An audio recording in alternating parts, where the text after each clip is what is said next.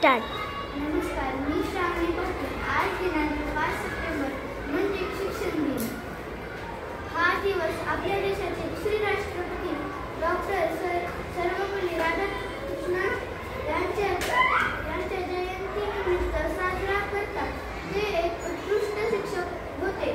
मग या दिवसाचे औचित्य साधून आपण आपल्या शिक्षकांविषयी कृतज्ञता व्यक्त करतो. यावेळी आपल्या शाळेत आपण शिक्षकांची मुलाखत घेऊन हा शिक्षक दिन वेगळ्या पद्धतीने साजरा करत आहोत. चला तर मग सुरुवात करूया मुलाखतीला. आपले नाव व आपण कुठून आलात?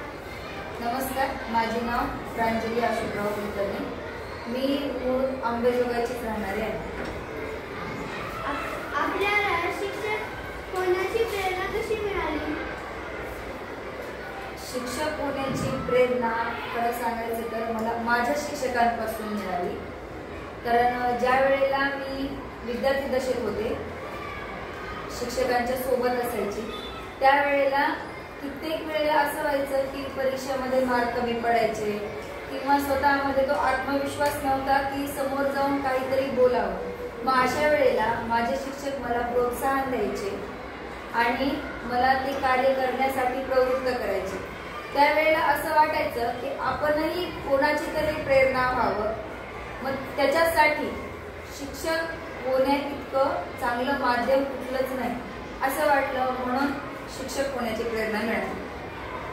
शाळेत शिकवताना आपल्याला सर्वात आवडणारा विषय कोणता?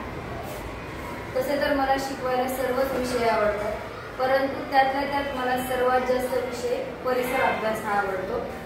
कारण आपल्या अवतीभोवती असणाऱ्या छोट्या छोट्या गोष्टींचं निरीक्षण करून शिकवणं आणि विद्यार्थ्यांनी ते शिकणं, अनुभवणं हे मला जास्त आवडतं. विद्यार्थ्यांना शिकवताना सर्वात आनंदी क्षण कोणता? विद्यार्थ्यांच्या दृष्टीने विचार करायचा झालं तर मग अशा वेळेला पण मला माझी विद्यार्थी दशा आवडते. ज्या वेळेला वर्गात समोर शिक्षक शिकवायचे आणि एखादा घटक मला अगदी मनातून व्यवस्थित समजायचा, त्यावेळेला मला खूप आनंद व्हायचा. मग मला असं वाटतं की तोच क्षण विद्यार्थ्यांच्या दृष्टीने आनंदाचा असावा.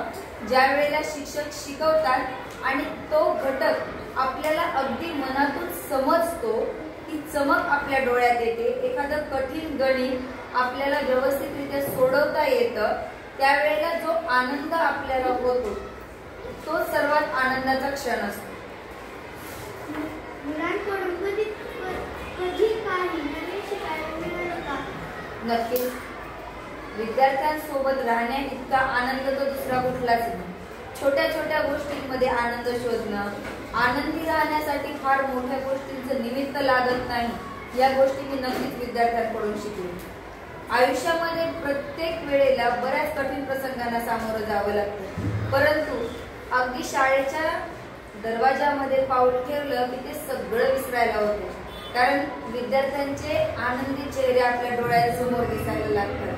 मग बऱ्याच वेळेला मुलं पडतात, पुन्हा उठून खेळायला लागतात, त्यांच्यामध्ये वाद होतात, भांडणं होतात, पण तेव्हा लागलीच विसरून ते परत एकत्र होतात. या गोष्टी मला त्यांच्याकडून शिकायला खूप आवडतात.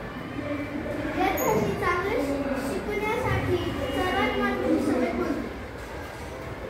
शिकण्यासाठी सर्वात महत्त्वाची सवय म्हणजे एकाग्र चित्ताने ऐकणे.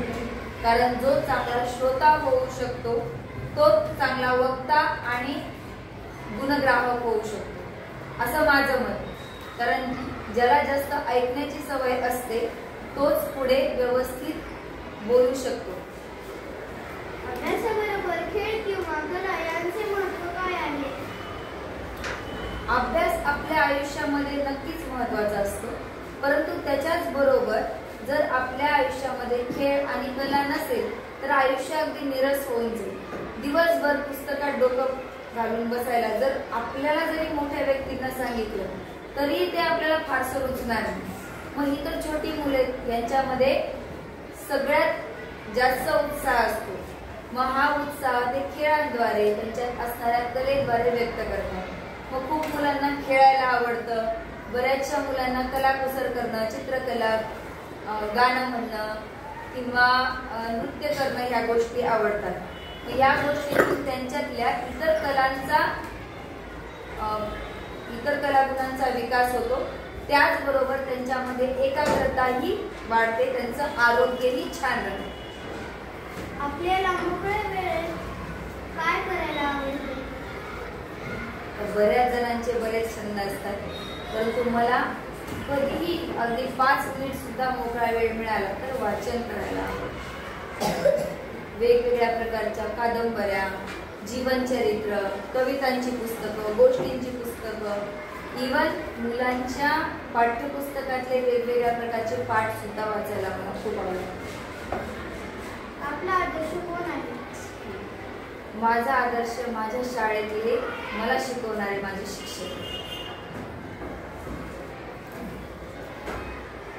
विद्यार्थ्यांसाठी एक छोटा प्रेरणादायी संदेश द्या।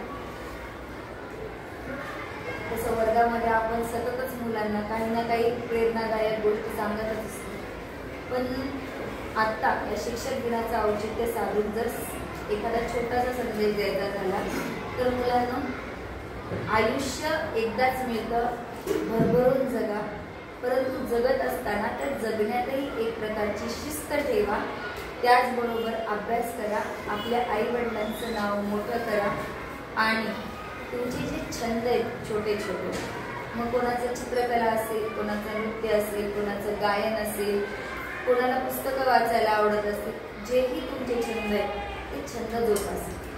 धन्यवाद।